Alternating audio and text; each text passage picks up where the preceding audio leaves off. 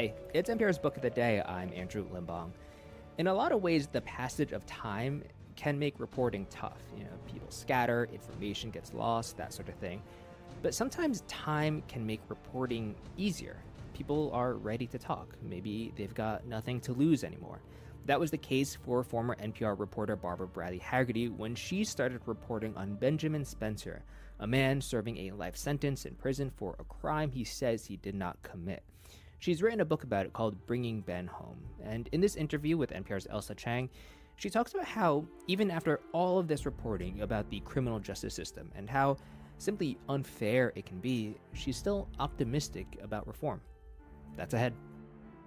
This message comes from Apple TV Plus original podcasts presenting My Devo. From the producers of Anything for Selena and the Pulitzer Prize-winning podcast Suave comes My Devo, a podcast about roots. Dive into the legendary life, music, and lasting influence of Latin America's most prolific songwriter and showman, Juan Gabriel, El Divo de Juarez. Hosted by Maria Garcia, this is My Devo, an Apple original podcast produced by Futuro Studios. Follow and listen on Apple Podcasts.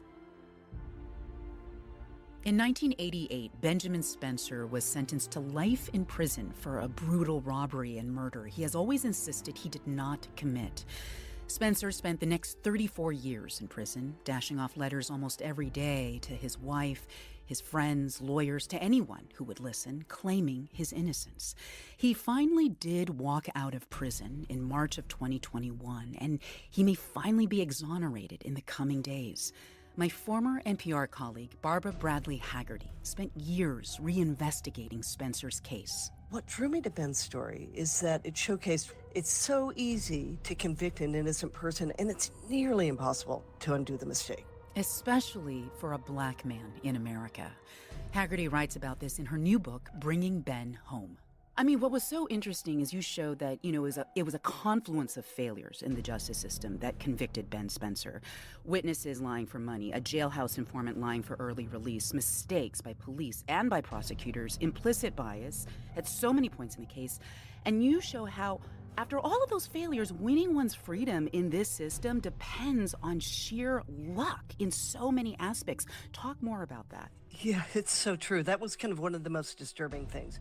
I mean, this is a really happy story, and it's a really tragic story as well. So ultimately, the only way to undo all of those errors that you just mentioned is to get lucky. Like, Ben Spencer was lucky. He was the luckiest of the unlucky. He attracted the attention of a group called Centurion Ministries, which is a nonprofit.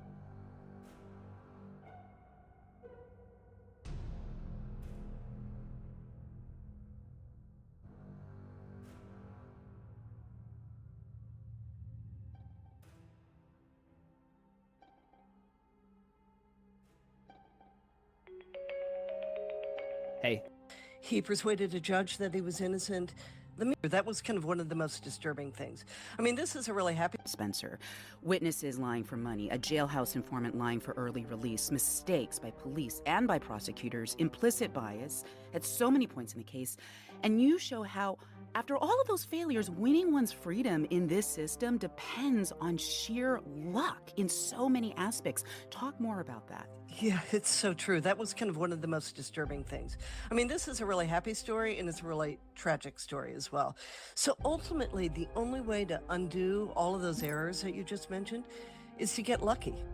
Like, Ben Spencer was lucky. He was the luckiest of the unlucky. He attracted the attention of a group called Centurion Ministries, which is a nonprofit that reinvestigates dubious convictions. He persuaded a judge that he was innocent. The media wrote up his story, and yet none of that worked until serendipity struck in 2018, 30 years after Ben's conviction. That was when a new district attorney, John Creusot, was elected, and he assigned a prosecutor to kind of reinvestigate Ben's case. And they found even more exculpatory evidence and argued that Ben didn't get a fair trial and that he should be freed. And he did walk out of prison after 34 years. But here's the thing. How many innocent prisoners get that kind of luck, that kind of legal and media firepower? Right. And it just raises a question, in America, should a person's freedom really depend on luck? Because it does. Well, one of the hardest things about Ben Spencer's case specifically is that there was no physical evidence tying him to the murder. He didn't have the magical DNA card. And you, personally, Barbara, 30 years after the crime took place, you decided to reinvestigate his case yourself, alongside a private detective named Daryl Parker. What compelled you to jump in and do this on your own? Reinvestigate a 30-year-old crime.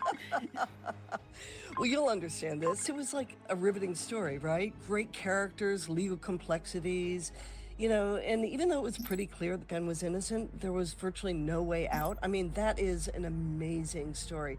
And I have to tell you, I had the time of my life working with Daryl Parker, knocking on doors and finding witnesses. It was really, really a blast.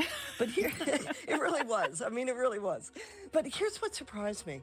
We dug up evidence 30 years after the crime. I mean, you just show up and people talk to you. And so, even though you reminded me, just showing up on somebody's doorstep is sometimes the best way to get them to talk to you. You don't call for permission. No, don't go ahead. Just show up, and they're like, "Oh, hi. Oh, come on in." Right. Even though evidence was lost or some of the witnesses were hard to find, it turns out that the passage of time actually can help expose truth, like relationships change or old loyalties dissolve or people don't have any reason to lie anymore. So basically, 2 of the 4 state witnesses who put Ben in prison for life were recanted on tape. Yes. And we found a new alibi witness, and several other witnesses gave us new information. So this was 3 decades after the crime. All we had to do was show up and ask. Right. 30 years later, people's motivations had changed. What was it like to go through Ben's letters over more than 3 decades? Letters to Deborah, his wife, then ex-wife, then wife again. Like decades of handwritten letters about his total unwillingness to grow bitter and his unshakable faith that the truth would come out. What's interesting when you read through these 2,500 pages of handwritten letters is that these are kind of contemporaneous snapshots of his state of mind, right? Yeah. So what kept him going, as you mentioned, is like his firm belief in God and that the truth would eventually come out. For example, he was about to come up for parole in 2006. It was 20 years after he was convicted. And he wrote Deborah this letter, and he said, "Deb, you need to really temper your hopes, because to get parole, you have to express remorse for your crime, and I'm never going to do that." And here's what he wrote. I've never forgotten this line. "Truth has always meant more to me than my freedom." So he never got parole because he never admitted that he did this thing. And one time he wrote to her that, "I don't want you," or his son, BJ, "to, quote, be consumed with hate or bitterness." And this is what he wrote, quote, "Bitterness and hatred are like a cancer. They will eat away at you until they destroy. Be at peace, because it is far more rewarding."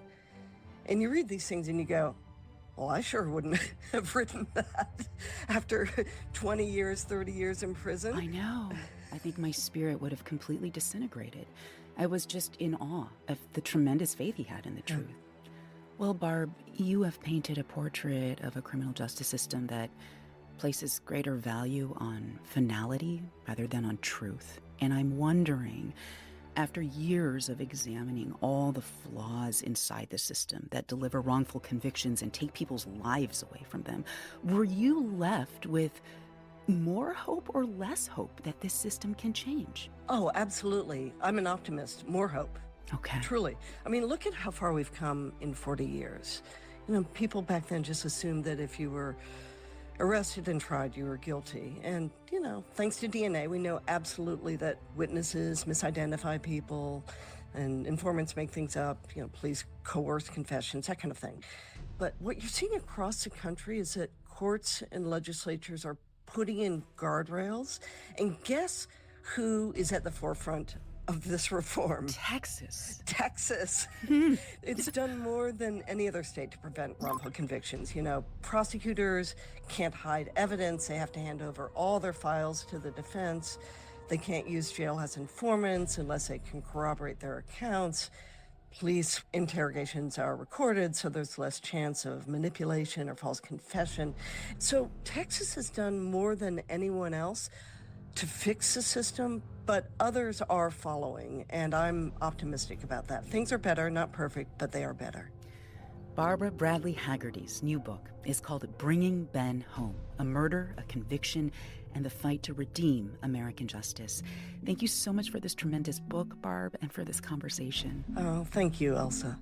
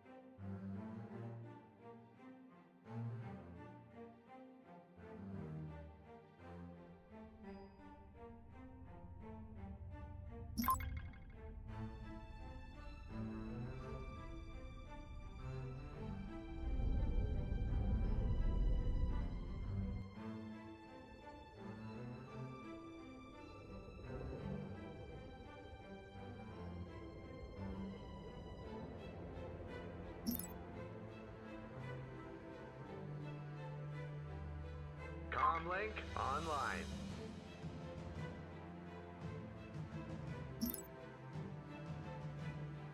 Moving out.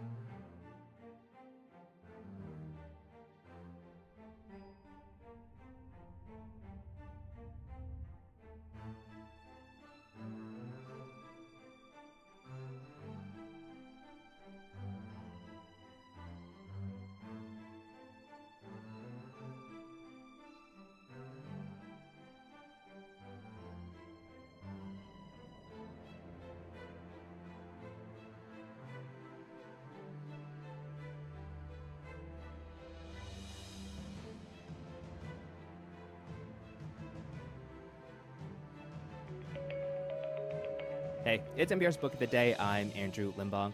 There's a show I used to watch on HBO called Taxi Cab Confessions. It was this hidden camera reality TV show that taped conversations a cab driver would have with his passengers.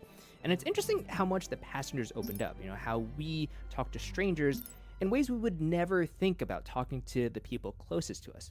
And yet, by definition, there's always some distance between you and a stranger. That's part of the conceit of today's novel, 5-Star Stranger by Kat Tang, who is inspired by the real-life phenomenon of programs in Japan where you can hire strangers to fill in roles in your life, whether that be friend or family. And in this conversation with NPR Scott Simon, she talks about how we as readers never really get to know the main character of her book, a stranger, because he never really figures it out himself. That's ahead. This message comes from Capital One, offering commercial solutions you can bank on. Now more than ever, your business faces unique challenges and opportunities. That's why Capital One offers a comprehensive suite of financial services, all tailored to your short and long-term goals. Backed by the strength and stability of a top 10 commercial bank, their dedicated experts work with you to build lasting success. Explore the possibilities at CapitalOne.com/commercial, a member FDIC. On any given day, the stranger might play a mourner, a celebrant, a boyfriend, a drunk, a friend, a best man at a wedding, or the father to a young girl, all for a fee and for a rating on an app called Rental Stranger. A 5-star rating, he hopes. 5-Star Stranger is the debut novel from Kat Tang, a former lawyer who's written for The New Yorker, Pigeon Pages, and other publications. She joins us now from our studios in New York. Thanks so much for being with us. Hi, thanks for having me. What do clients want from the stranger? I think that the clients want a variety of things from the stranger. They want to be less lonely. They maybe want to show off to their friends that they have, an attractive wedding date or something like that. But oftentimes, I think these clients, they think they know what they want.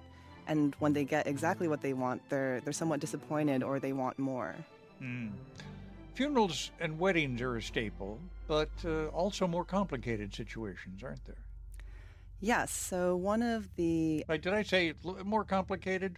Well, keep that. But I'm wrong. Nothing's more complicated than a funeral or a wedding. Go ahead, though. I think that one of the main storylines, the heart of the novel, is about a young girl who has had the stranger as her father, but she doesn't realize that he's not actually her real dad. And so it's, she's turning 10 years old, and she's realizing now as she's getting older that there's something odd going on in that relationship between her mother and her father, and she doesn't quite know what that is. Yeah. The mother is Mari, her daughter is Lily. What put this as a story in your mind?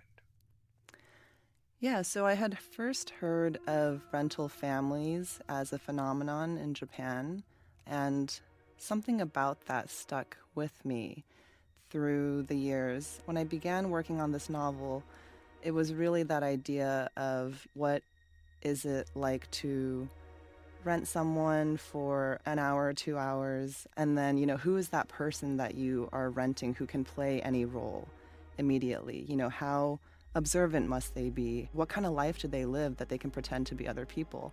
Mm-hmm. And so I started thinking about a man who wants to make other people happy, but is deeply unhappy himself. It's hard to play the role of a father and not think of yourself as a father, isn't it? That's really interesting because I actually went to Japan recently in April and I rented a father. Could you tell us about that? Was this just for research or? Yeah, so this was actually after the book had already been written, but I just wanted to see what it was like, whether or not I had really captured that experience. And, it's strange to look at these relationships that we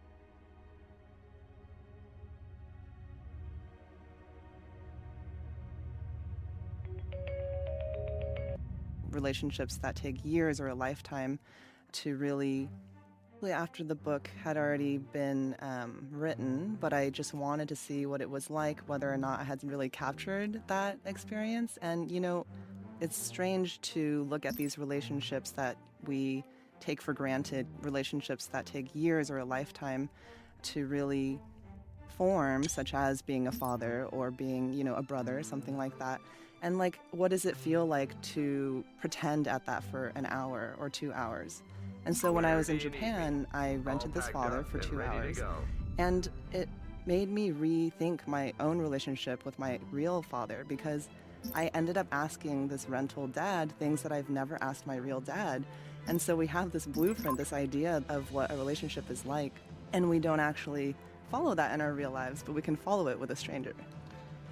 Questions you were reluctant to ask your father, may I ask? Yeah, when you're with someone day in and day out, you kind of take them for granted. I don't know, I didn't think to ask my dad these types of questions, but, I asked this guy who I hadn't met before, do you have any life advice for me? I asked him about relationship advice, things that don't really come up in your day-to-day when you see someone all the time. How did he handle it? I think he's been asked these questions before by other clients, so he had his little spiel. He told me that, when I'm trying to decide between whether to do something or not do something, I should just go ahead and do it. I won't regret that. And then for relationship advice, he said that men and women are very different and that I should keep that in mind or something along those lines. Yeah. Forgive me, did you give him a 5-star rating? I did not give him a 5-star rating yet because there's no rating system on the website, but he did do a great job and I wholly recommend him. Without giving too much away, there's a moment when Mari tells the stranger, and it's a thunderbolt of a perception. She understands he's good for her daughter, but not for her. Yes, I think Mari is a very interesting character because she's someone who understands sacrifice. She understands as a parent what is best needed for her child, but that oftentimes isn't necessarily what's best for her. And I think that's what Stranger actually really admires about Mari, because he had a fraught relationship with his own mother. And so seeing a mother who's so willing to sacrifice for her child, I think that really gets to him. Does the stranger forget it's a role? I think the stranger prides himself in always keeping one foot in the realm of remembering that it's a role. But as we see him kind of go through the novel, get closer to some of his clients, he might slip up here and there, even though he would never admit that himself. Why do you never give the stranger a name? I had considered giving the stranger a name. In my mind, the stranger does have a name, but I think that the reason why it's never revealed is because he is, in some senses, a stranger to himself during most of the novel. And so we don't, as readers, get to know who he is because he is not sure who he is either. I think there's something sort of distancing about that. And also, in a way, the reader can then project onto him what they think of him as. And he gets all these names during the novel, just not the one that he was, born with. I want to thank you for this interview. How many stars would you give me? I think I would give you all the stars. Are there 10 stars? Can I give more? Well, please hold on while we connect you for a short survey. All right, sounds good. Kat Tang, her novel, 5-Star Stranger. Thank you so much for being with us. Thank you, Scott. Don't be a stranger.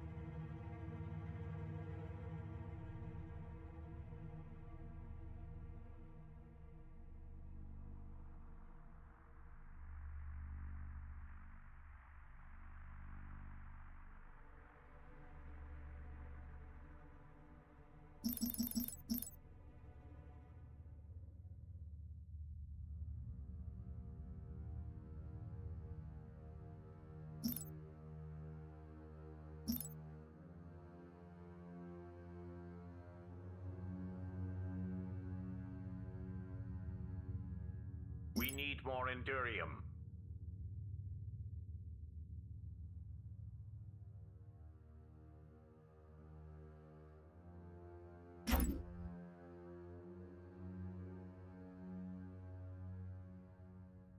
Reporting in.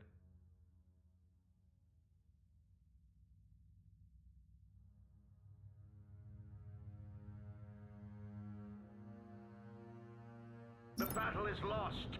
We have failed.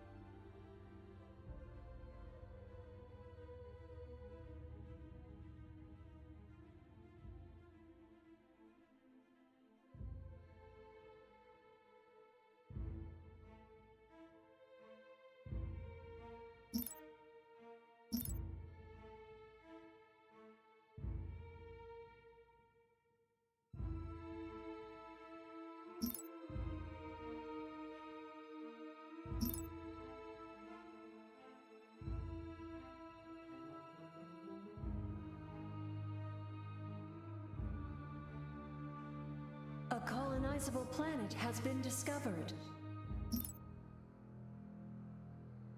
Defense upgrade complete.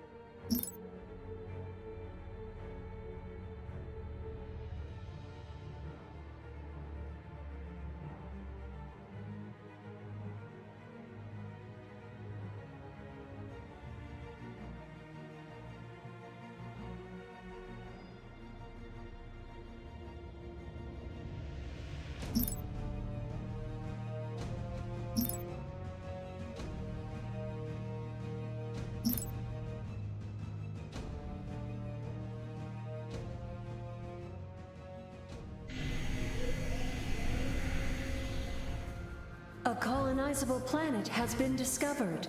Civilian structure complete.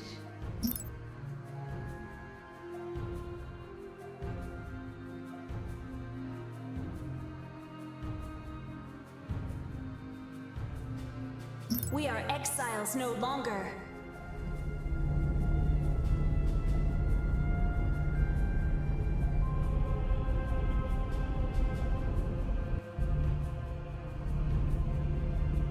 Harmony research tier complete.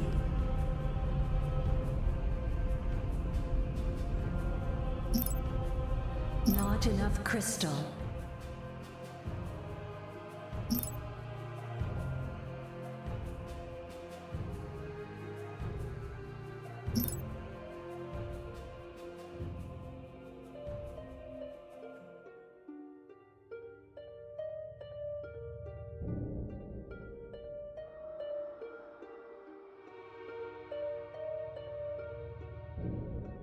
Requisite research must be conducted first. Civilian structure complete. Military structure complete.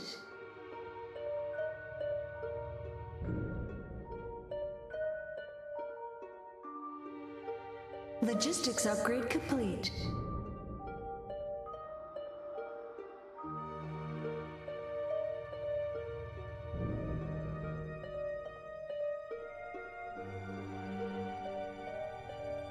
Hostility research tier complete.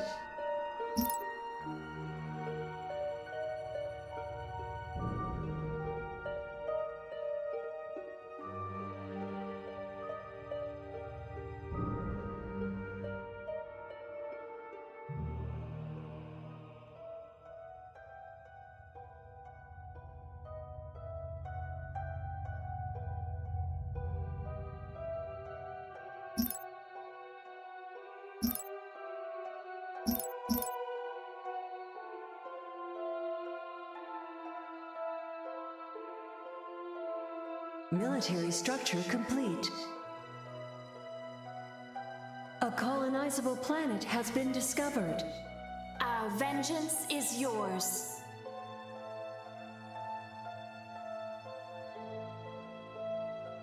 Your presence is strong. Control group created. We'll consider it. A new fleet is born. The fleet embraces new vessels. The anima are restless. Hostility research complete. Harmony research complete.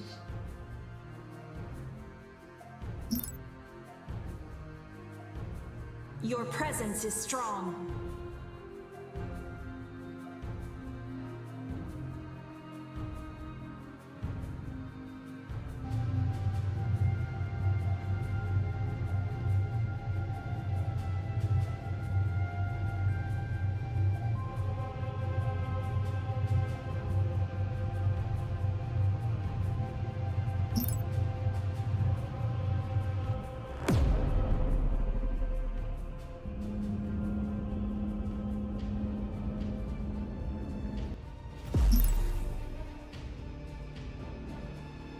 Harmony research complete. Our vengeance is yours. Your presence is strong.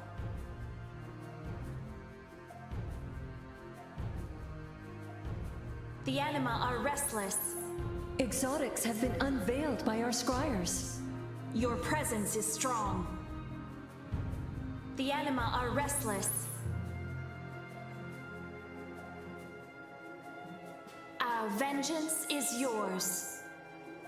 Your presence is strong. The anima are restless. We're prepared for anything!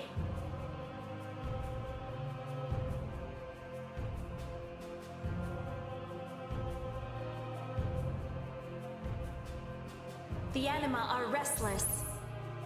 A new fleet is born. Your presence is strong.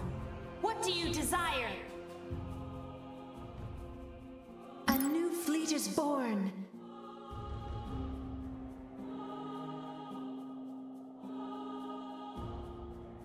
The anima are restless. A new fleet is born. Your presence is strong. The anima are restless.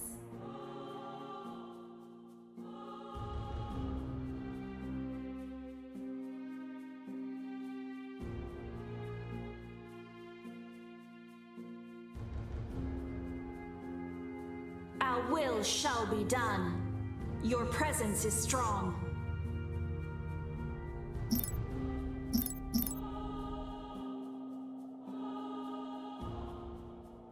The anima are restless.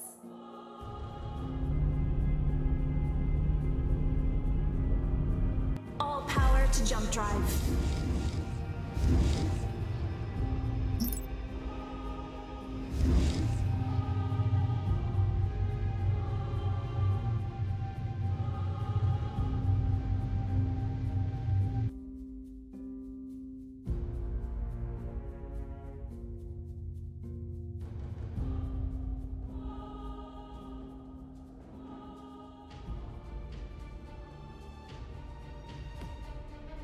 Our forces have engaged the enemy.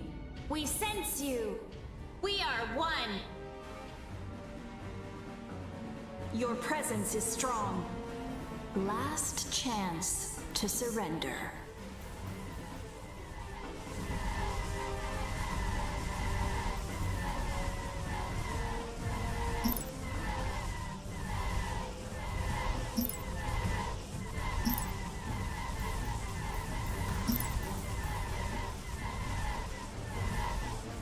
Vengeance is yours.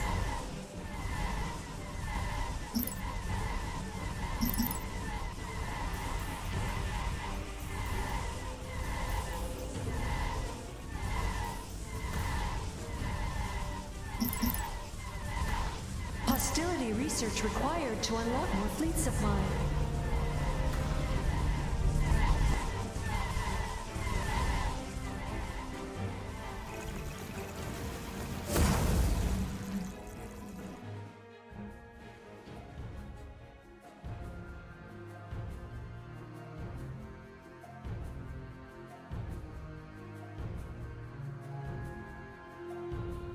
Vengeance is yours. Your presence is strong.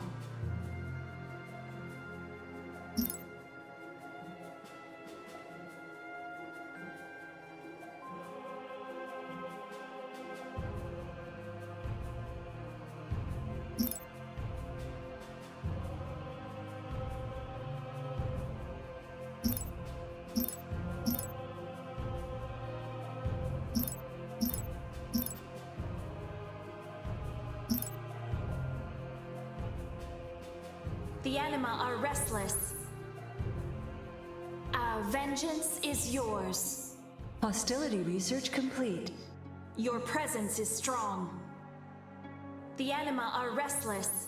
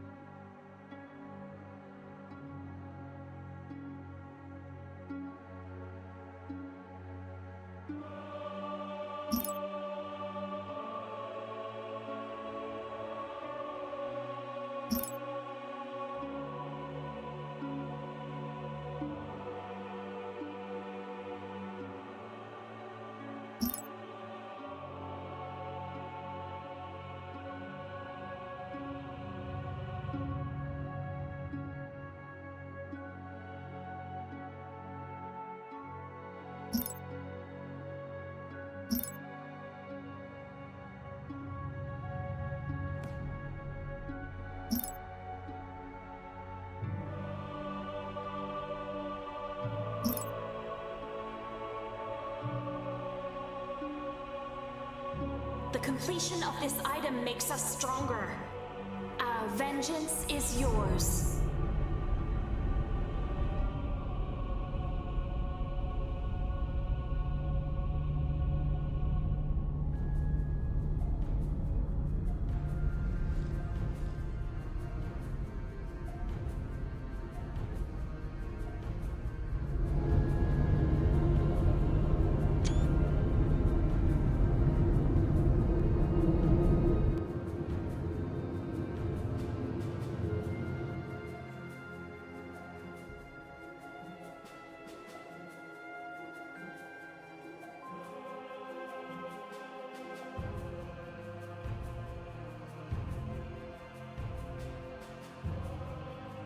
Harmony research complete. All power to jump drive.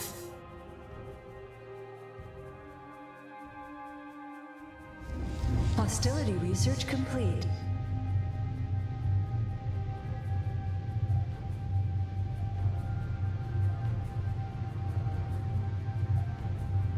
Our forces have engaged the enemy. Your presence is strong. Exotics have been unveiled by our scryers.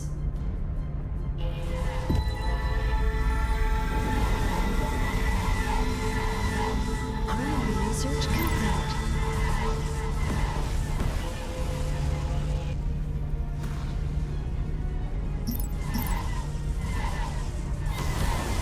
Our vengeance is yours.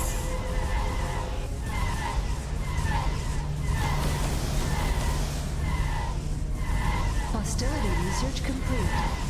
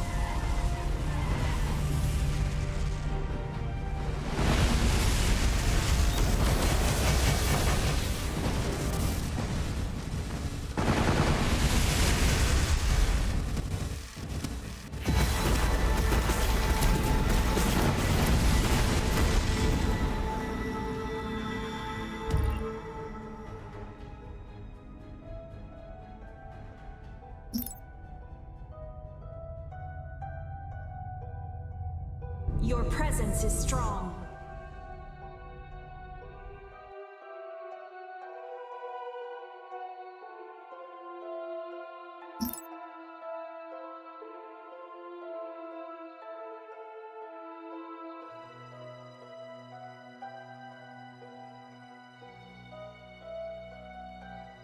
What's on your mind?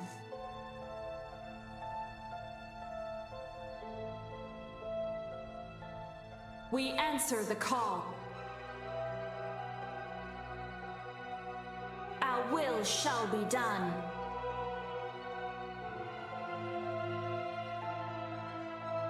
We'll consider it.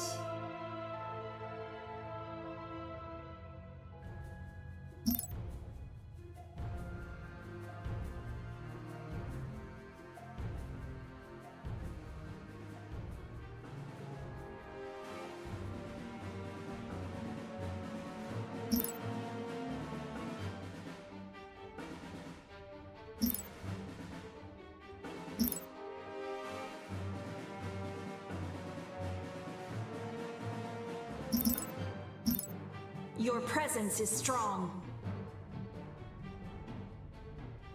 Our vengeance is yours.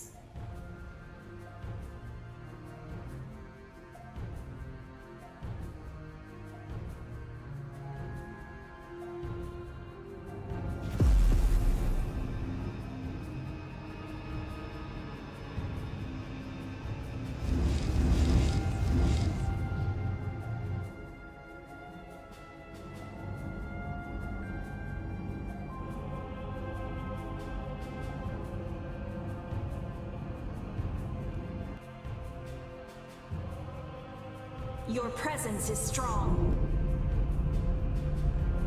All power to jump drive.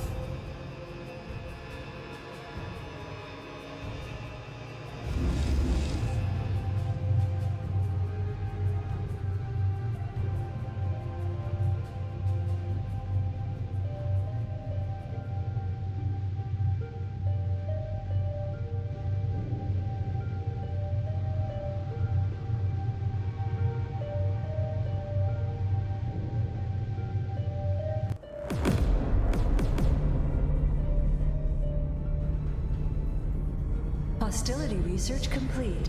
Our forces have engaged the enemy.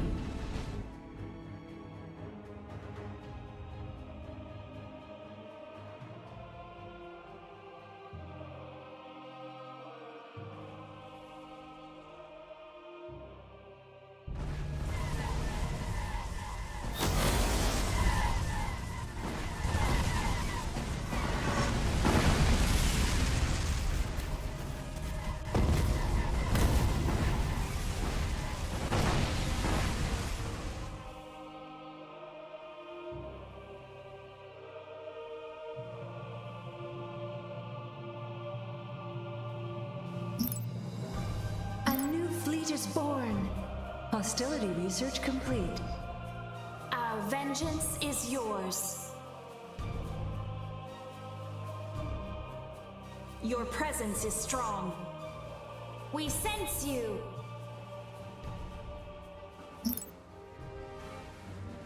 Your presence is strong. Our vengeance is yours. The fleet embraces new vessels.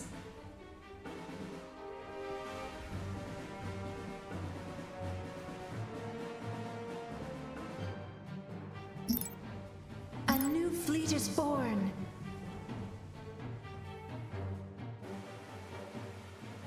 What's on your mind?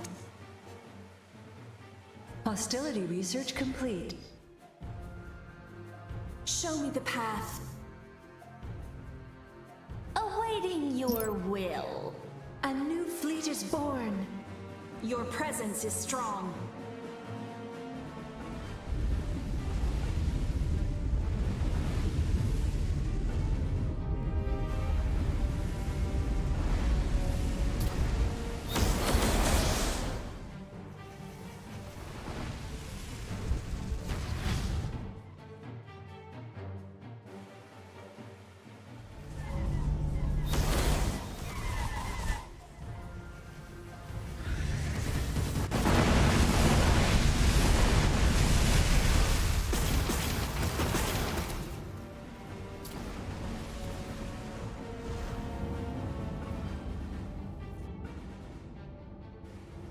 vengeance is yours.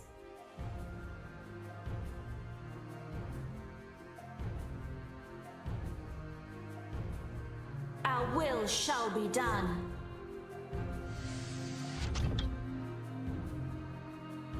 Show me the path. Visualizing arrival.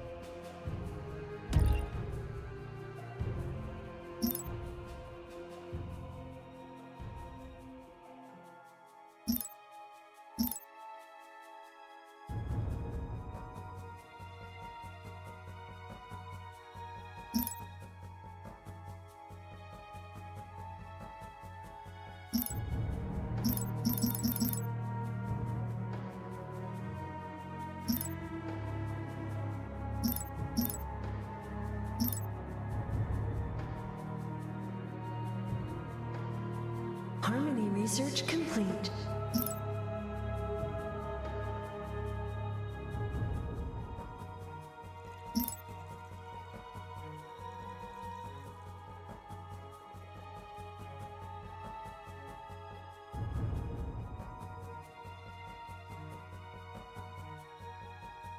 The anima are restless. Our vengeance is yours.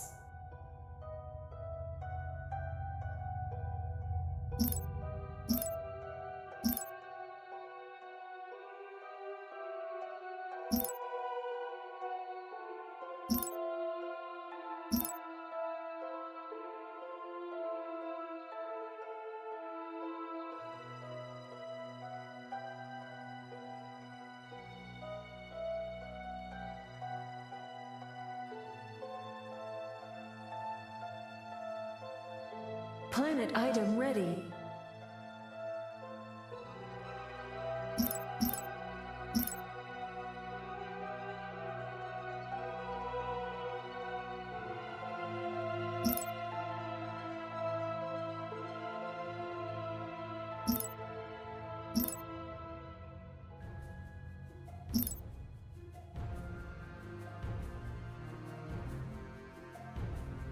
Research rate upgrade complete.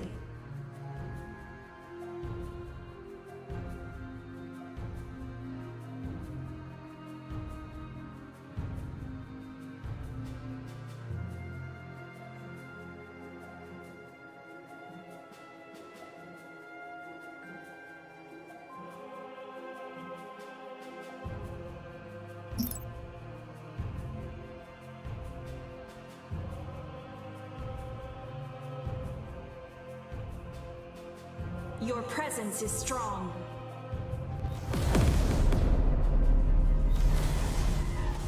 Our forces have engaged the enemy.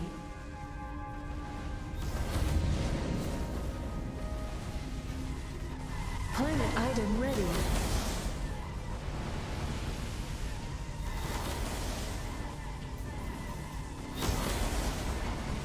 The anima are restless.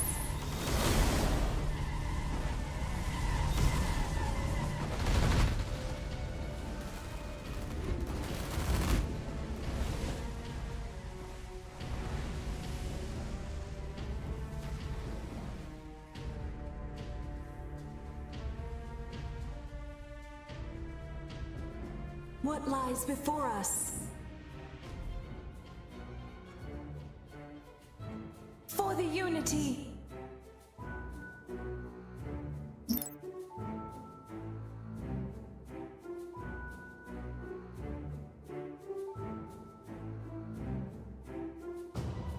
With one voice. Harmony research tier complete.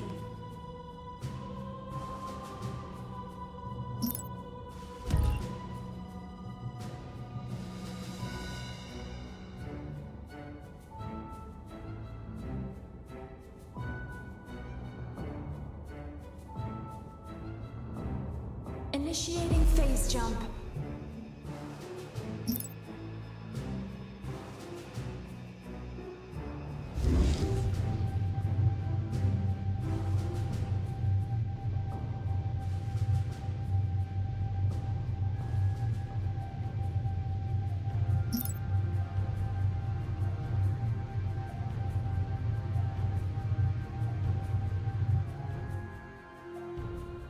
The anima are restless.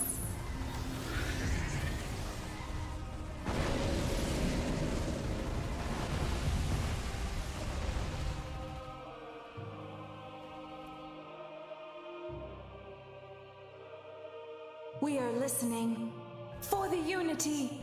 Another planet joins the unity.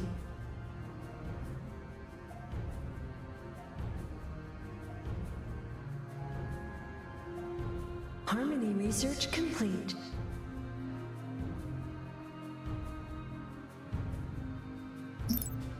We are listening with one voice. Our vengeance is yours. We'll consider it.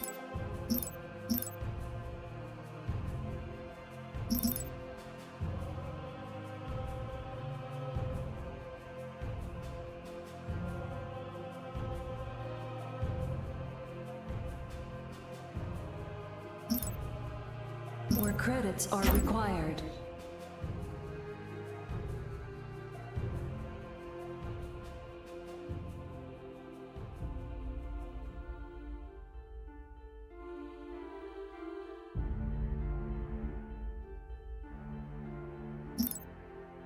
Harmony research complete.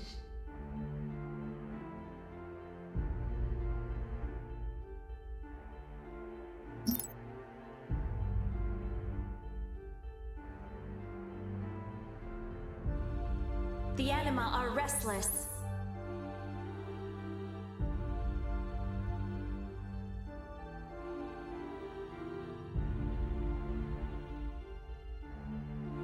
What do you desire? Logistics upgrade complete. Your presence is strong.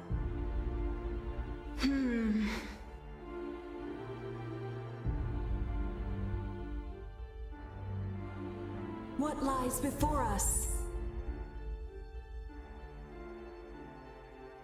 We understand.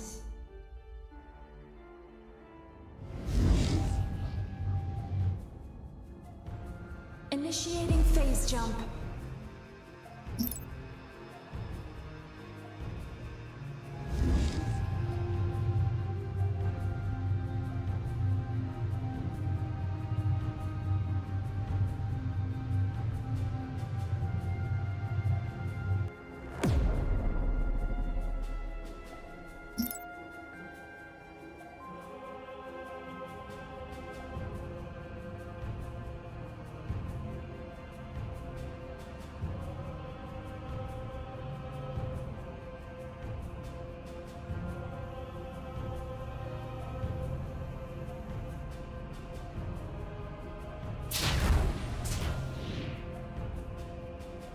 Another planet joins the unity.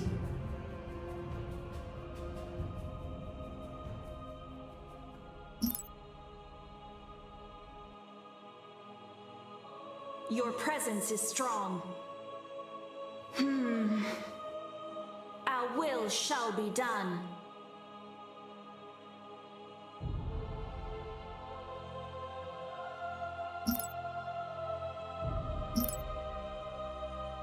Harmony research complete.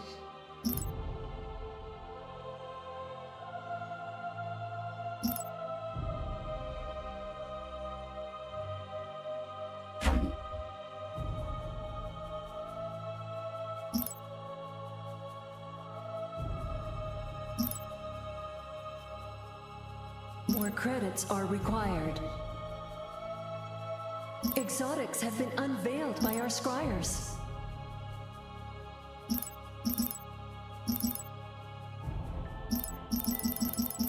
Mining upgrade complete.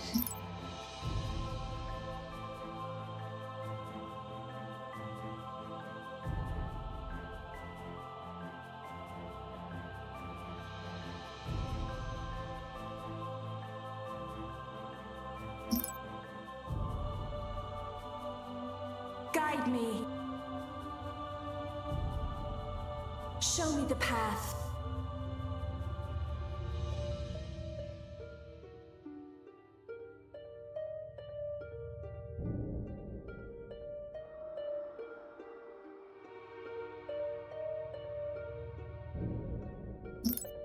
Visualizing arrival.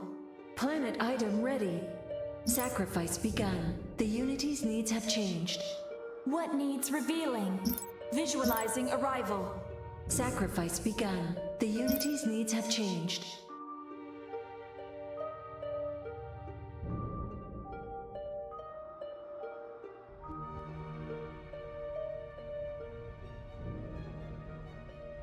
The anima are restless. Any last words?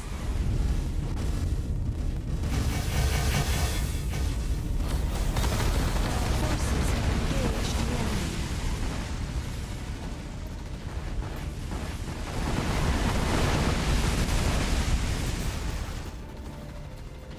Your presence is strong.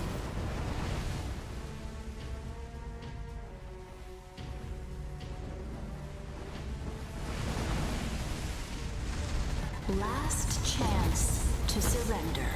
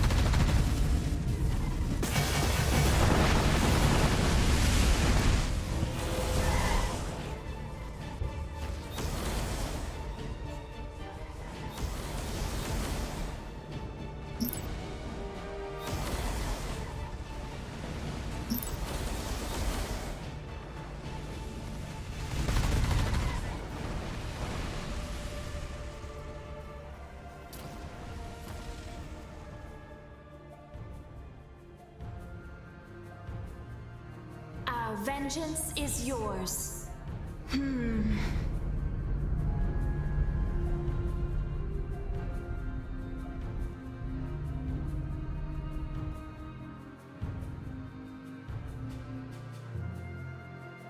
Your presence is strong. Harmony research complete. Our will shall be done.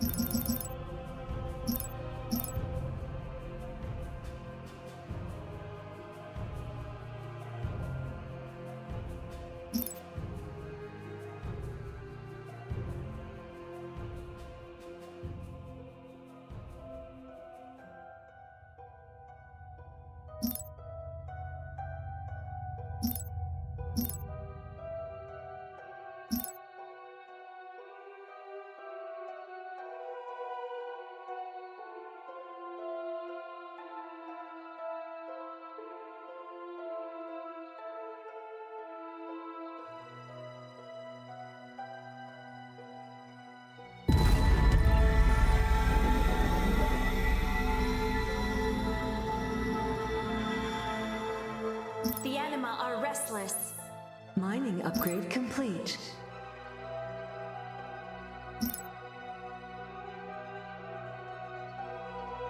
Our vengeance is yours. Harmony research complete. We'll consider it.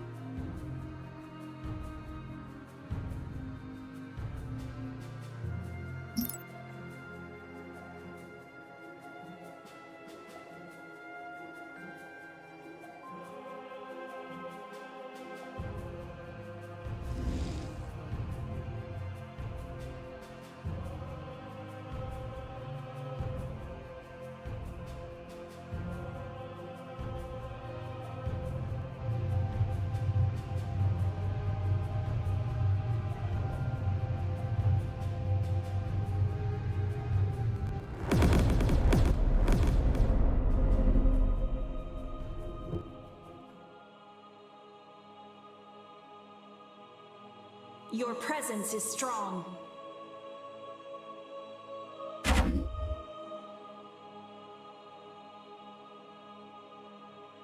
Harmony research complete.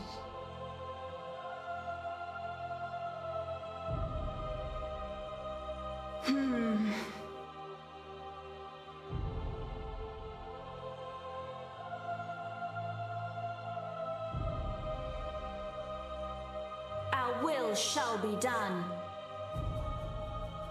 The completion of this item makes us stronger.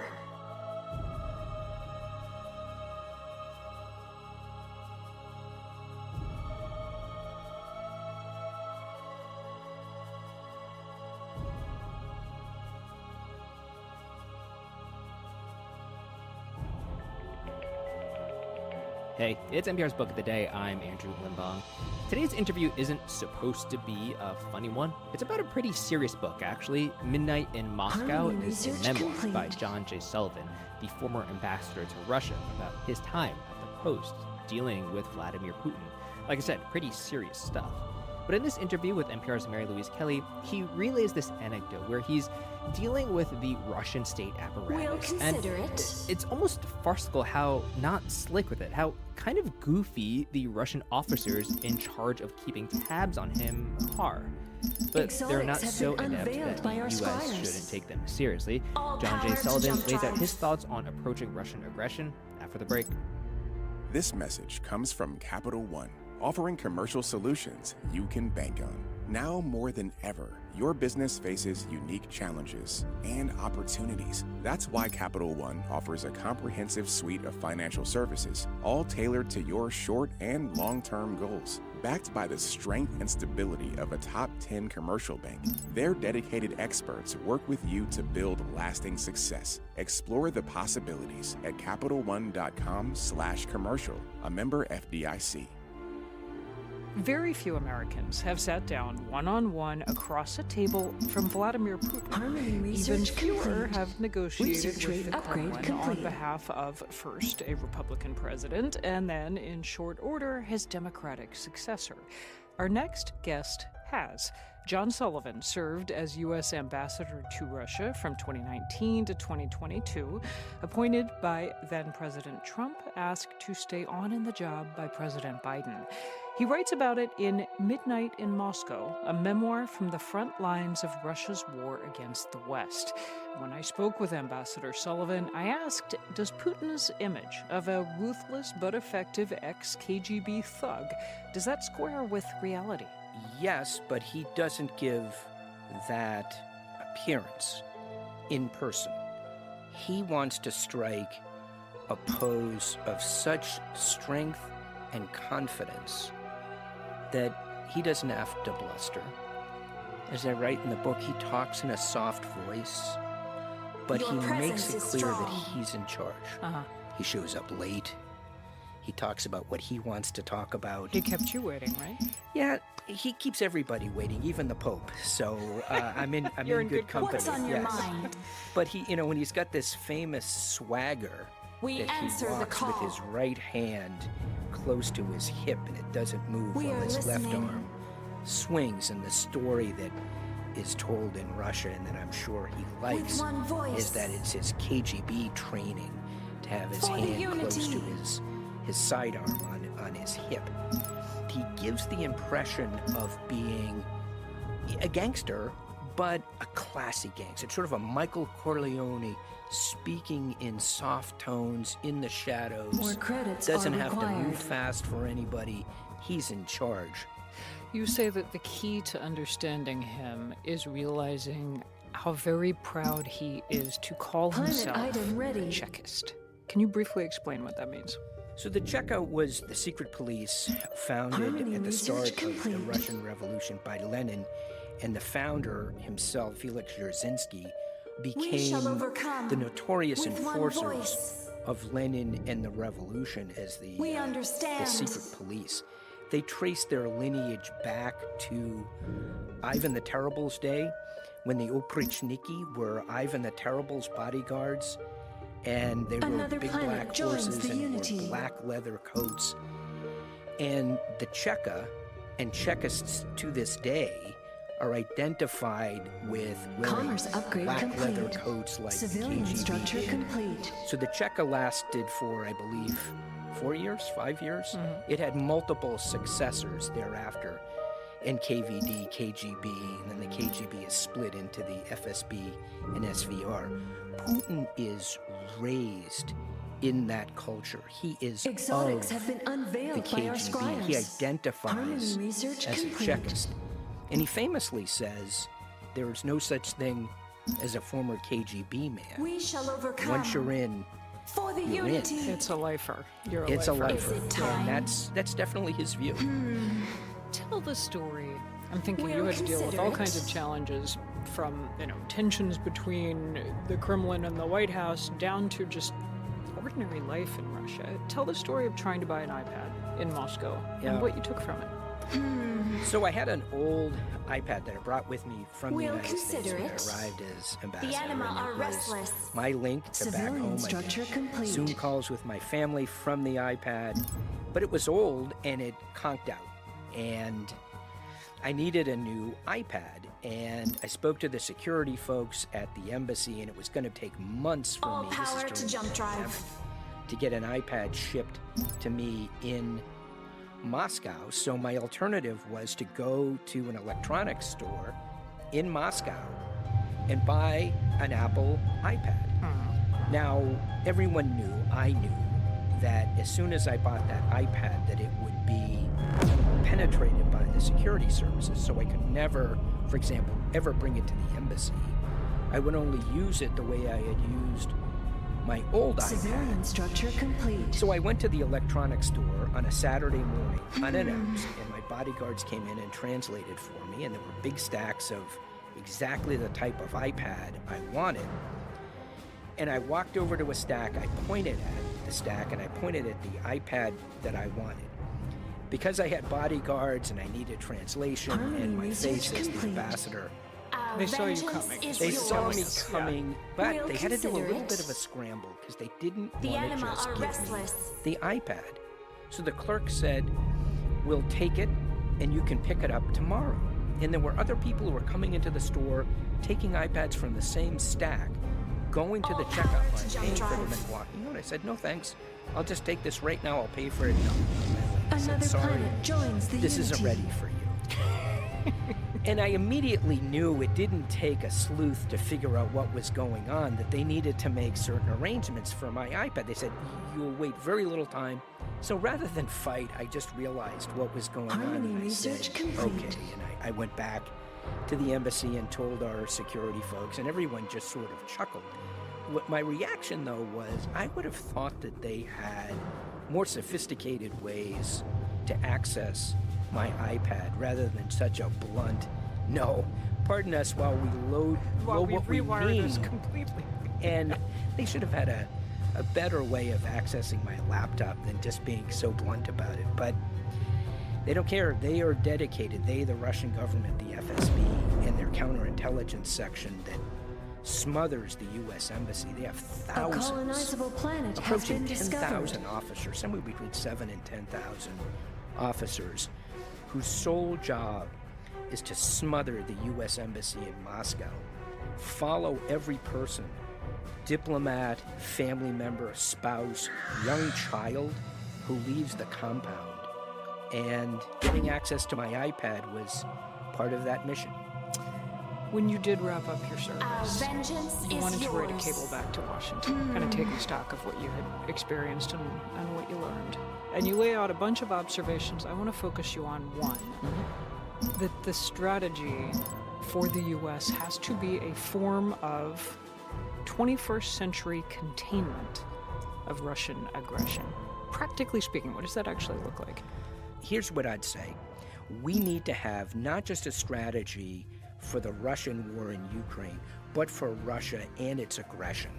And it needs to be baked into our budgeting, our strategic planning. We're spending $1 trillion a year almost to defend the United States. And it is emphatically the case that stopping Russian aggression in Ukraine is vital to the defense of the United States. And I mentioned in the book, colonizable planet has we been tried discovered. ignoring huge land wars in Europe twice in the 20th century. Planet Both item times ready. we failed. We cannot ignore Russian aggression because it will not stop. John Sullivan. His new memoir is titled Midnight in Moscow. Ambassador, thank you. Thank you. My pleasure. Our forces have engaged the enemy. This message comes from NPR sponsor Mint Mobile. From the gas pump to the grocery store, inflation is everywhere. So Mint Mobile is offering premium wireless starting at just $15 a month. To get your new phone for just $15, go to mintmobile.com/switch. Support for NPR and the following message come from Bombas. Bombas makes absurdly soft socks, underwear, and t-shirts. And for every item you purchase, Bombas donates another to someone facing homelessness. Get 20% off your first purchase at bombas.com/NPR and use code Exotics have been unveiled by our scryers.